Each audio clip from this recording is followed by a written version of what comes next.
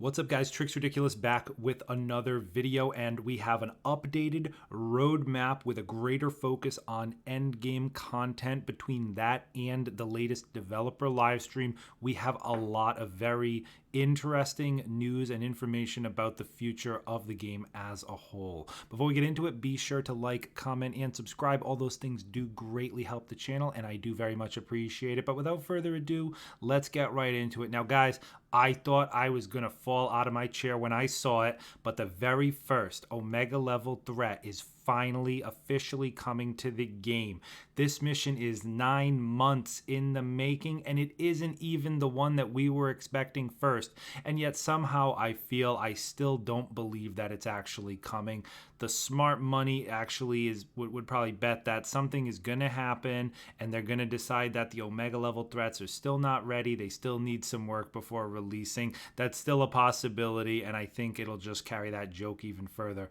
But assuming that doesn't happen, the Omega level threat family reunion, aka the Super Adaptoid mission, will be releasing sometime in July. Now, as a caveat to that, the patrol mode, the Wasteland Patrol, will be delayed until after Black Panther. Now, I am okay with this. I didn't think Patrol was going to be amazing anyway, at least not in the game's current state. If it was just an endless loop of circling the world, opening chests, and then fighting Taskmaster and Abomination on repeat, all for the same loot that we already get, it would not have lasted long, okay? We need unique loot that can only drop in patrol mode, including small chances of exotic drops out in the wild as well. Also, we need the ability for more than 4 players to be in the game at once so that you can bump into other squads while on patrol. And the last thing, and probably the most important, is that we don't have drop-in, drop-out matchmaking yet. Meaning that you cannot join a game in progress if you got kicked, or if someone has already started a game and then you want to get with your friend after they've already been playing for a little bit, so they have to go back back to the helicarrier, invite you, and then start the whole thing over again.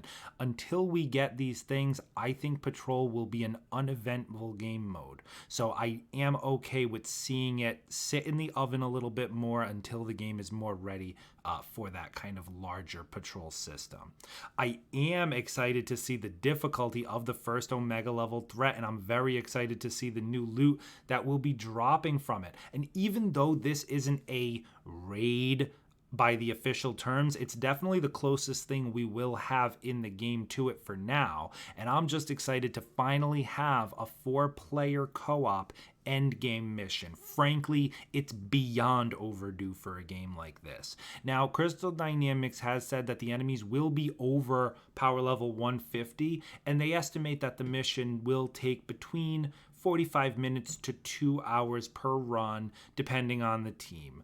Personally, I'm still a little hesitant trusting Crystal Dynamics on their opinion of difficulty in the game, but it is nice to hear that this will at least be the top tier in terms of difficulty that this game currently has. So excited to see what that looks like. Really, the other big piece of news that we got is that they will be releasing a new roadmap rather than just adding on to the one we already have. And this new roadmap is confirmed to include the entirety of 2022. Now, we don't know when exactly we will see this, or if they're just saying it but might not commit to it and might, say things have changed down the line. But assuming none of that happens, this is pretty huge. I do expect it to be extremely, extremely vague. Don't expect months. Don't expect in-depth details. I'm thinking things like, spring, summer, fall, winter. That's what we're going to hear for this roadmap for the next year. And that said, at the very least, the characters, the major releases, the characters, the expansions, everything, all the major things, maybe not the ticky-tacky little things like,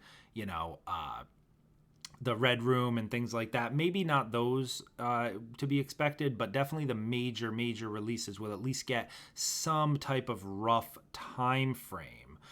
So that's really exciting to see, and it'll be really, really interesting, so we don't have to kind of make guessing games as to what the next thing is. We'll kind of have it all laid out at the very least so we can kind of see where the story is going.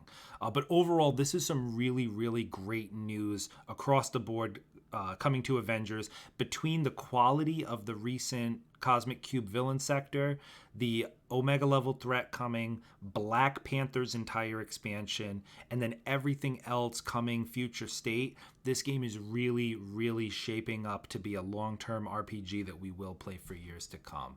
Let me know your thoughts down in the comments below. As always, be sure to like and subscribe for more, and I'll see you in the next one.